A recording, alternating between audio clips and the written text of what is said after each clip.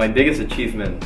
I don't really think you can point to one thing when you're trying to define your life.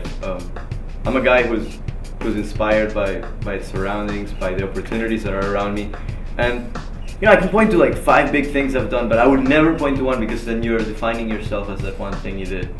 A friend of mine asked me once, like, what are your ambitions? What is the one thing that defines you? What is your main goal in life to pursue? And there's not one thing. There's not one thing I can point to. When I was finishing high school and coming to the university, I had started a non-profit organization by the name of Shoes for Africa. I shipped over 6,000 pairs of shoes to the Ivory Coast and Nigeria, mainly countries centered in Western Africa. I did it with a friend from high school, and it carried on to college, to like the beginning of my freshman year. And I could have seen myself selling shoes for the rest of my life. The next Tom Shoes or the next something similar to that. But no, I moved on. I found new opportunities.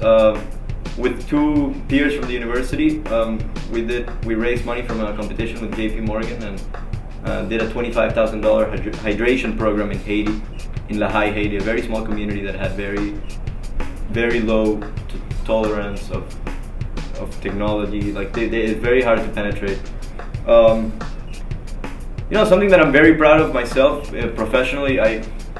I got a job for Google. I was the first undergraduate at the University of Chicago to get an internship at Google in their BOLD program, which stands for Building Opportunities in Leadership and Diversity. I've loved it since. Google's a great company. I've traveled a lot with Google. I've gotten a lot of perks. Everything they say about the companies is definitely true. So there's a big project I started with a friend here at the university, and basically what we did is we went into a little league that was failing, that the people that were running it were pretty much mismanaging it, stealing money from it, and we came in and we reshaped it. Towards the end of the summer, after a year of working in it and raising funds, we managed to raise $77,000.